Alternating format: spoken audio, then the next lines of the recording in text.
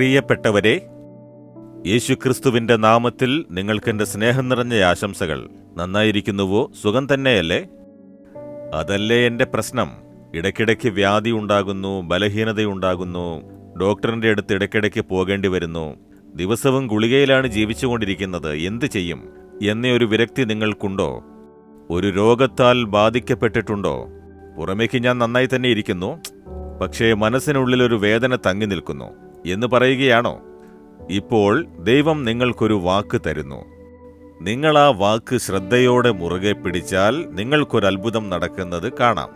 എന്താണെന്നറിയാമോ? യെരമ്യാവ് 30:17 ഞാൻ നിന്റെ മുറിവുകളെ പൊറുപ്പിച്ച് നിനക്കാരോഗ്യം വരുത്തും എന്ന് യഹോവയുടെ അരുളപ്പാട്. നിനക്കാരോഗ്യം നൽകി മുറിവുകളെ സുഖമാക്കും. 2, നിന്റെ ശരീരത്തിൽ ആരോഗ്യമില്ല, വ്യാധി ഉണ്ടായിരിക്കുന്നു. നിന്റെ വ്യാധി സുഖമാവണം. മനസ്സിനകത്തൊരു മുറിവുണ്ട്, ഹൃദയത്തിൽ.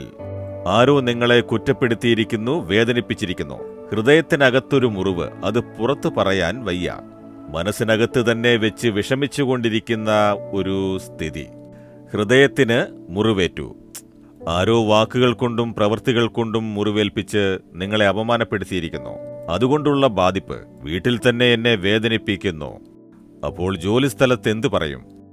അതുപോലെ ബിസിനസ് ചെയ്യുന്ന സ്ഥലത്ത് മറ്റുള്ളവരെന്നെ എങ്ങനെ നടത്തും? ഇങ്ങനെ മനസ്സിൽ മുറിവേറ്റിരിക്കുന്ന ഒരു സ്ഥിതി. ദൈവം 2 കാര്യങ്ങൾ ഇവിടെ പറയുന്നു. നിനക്കാരോഗ്യം തരും, രോഗങ്ങളെ അകറ്റി നിനക്കാരോഗ്യം തരും. നിന്റെ ഹൃദയത്തിൽ മുറിവുകൾ ഉണ്ടല്ലേ, അതും മാറ്റി ഞാൻ നിന്നെ സൗഖ്യമാക്കും എന്ന് ദൈവം വാക്ക് തരുന്നു. ഈ 2 കാര്യങ്ങൾ നമ്മുടെ ജീവിതത്തിൽ ചെയ്യാനായി യേശു കുരിശിൽ നമ്മുടെ രോഗങ്ങളെ ചുമന്നു എന്ന് വേദപുസ്തകത്തിൽ പറയുന്നു. യേശു കുരിശിൽ നുറുക്കപ്പെട്ടു. യേശുവിന്റെ ആത്മാവിനെ മരണത്തിനേൽപ്പിച്ചു. എന്റെ ആത്മാവ് മരണദുഃഖം അനുഭവിക്കുന്നു എന്ന് പറഞ്ഞു.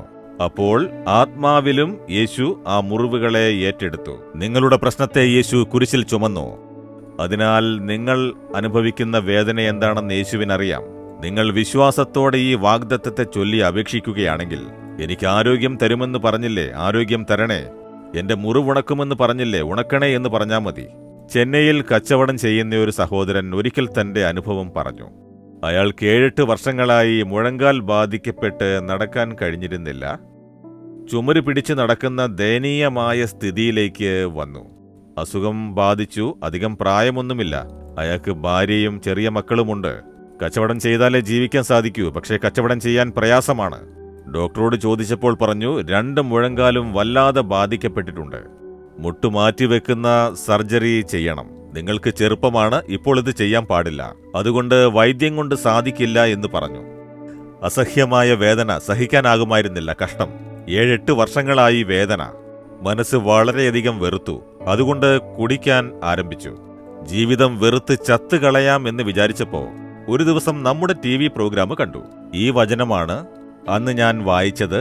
ഞാൻ നിനക്കാരോഗ്യം തന്ന് നിന്റെ മുറിവുകളെ ഉണക്കും എന്ന് യഹോവ പറയുന്നു. അത് കേട്ടയുടനെ, ആരാണിത്, എന്റെ കൂടെ സംസാരിക്കുന്നല്ലോ, ഈ വചനം എനിക്കുള്ളതാണ് എന്ന് പറഞ്ഞ് അത് യേശുക്രിസ്തുവിന്റെ വചനമെന്നറിഞ്ഞ് വിശ്വസിച്ച് അത് മുറുകെ പിടിച്ചു. ഈ വാക്ക് പറഞ്ഞ് അയാൾ പ്രാർത്ഥിച്ചു. നിനക്കാരോഗ്യം തരും എന്ന് പറഞ്ഞുവല്ലോ, മുറിവുകൾ ഉണക്കുമെന്ന് പറഞ്ഞുവല്ലോ. എന്റെ മനസ്സ് മുറിവേറ്റ് ഞാൻ വേദനിച്ചുകൊണ്ടിരിക്കുകയാണ്. ശരീരത്തിലെ വേദന സഹിക്കാനാകുന്നില്ല, അത്ഭുതം ചെയ്യണേ എന്ന് പറഞ്ഞു.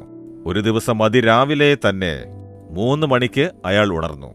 ഉണർന്നപ്പോൾ ആ വചനം അയാളുടെ ഓർമ്മയിലേക്ക് വന്നു. യേശുവേ, നിനക്കാരോഗ്യമുണ്ടാവുമെന്ന് പറഞ്ഞുവല്ലോ, മുറിവുകൾ ഉണക്കും എന്ന് പറഞ്ഞുവല്ലോ, എനിക്കും ചെയ്തു തരണേ എന്ന് പറഞ്ഞു. ഉടനെ ഒരു ശക്തി ശരീരത്തിൽ പ്രവേശിച്ചു. അയാളുടെ ശരീരത്തിലേക്ക് കടന്നു. അതിരാവിലെ 3 മണിക്ക് കാൽ സുഖമായി, വേദന മാറി, നടന്നു, ചാടി നോക്കി, ഒരു വേദനയുമില്ല. 8 വർഷമുണ്ടായിരുന്ന വേദന മാറി. മനസ്സിലെ ആ വേദന മാറി, വലിയ ഒരു സന്തോഷമുണ്ടായി. സന്തോഷത്തോടെ സാക്ഷ്യം പറയാൻ വന്നപ്പോ ഞാൻ അയാളോട് പറഞ്ഞു, നേരിട്ട് പറഞ്ഞു. ഈ വചനത്തിലൂടെ യേശു അയാളോട് സംസാരിച്ചു. ആ വചനം ചൊല്ലി ഞാൻ പ്രാർത്ഥിച്ചു. അത്ഭുതം നടന്നു. ഇന്ന് നിങ്ങൾ പറയുമോ, എനിക്ക് ആരോഗ്യം തന്ന് മുറിവുകളെ ഉണക്കുമെന്ന് പറഞ്ഞില്ലേ, അത് ചെയ്യണമേ ദൈവമേ, ചെയ്യണമേ. ഇപ്പോൾ പ്രാർത്ഥിക്കൂ. ഹൃദയത്തിൽ കൈവയ്ക്കൂ, ഇല്ലെങ്കിൽ വ്യാധിയുള്ള സ്ഥലത്ത് കൈവയ്ക്കൂ. ഹൃദയത്തിൽ യേശുവിനെ ഉറ്റുനോക്കൂ. യേശുവേ, നിനക്ക് ആരോഗ്യത്തെ തന്ന് മുറിവുകളെ ഉണക്കും എന്ന് വാക്ക് തന്നുവല്ലോ.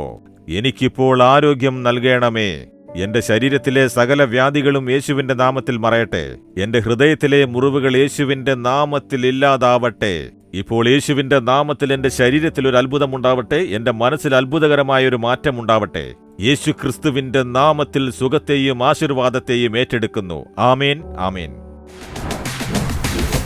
Jesus readings Malayalam YouTube channel subscribe ചെയ്യുക. ബെൽ ഐക്കോൺ ക്ലിക്ക് ചെയ്യുക.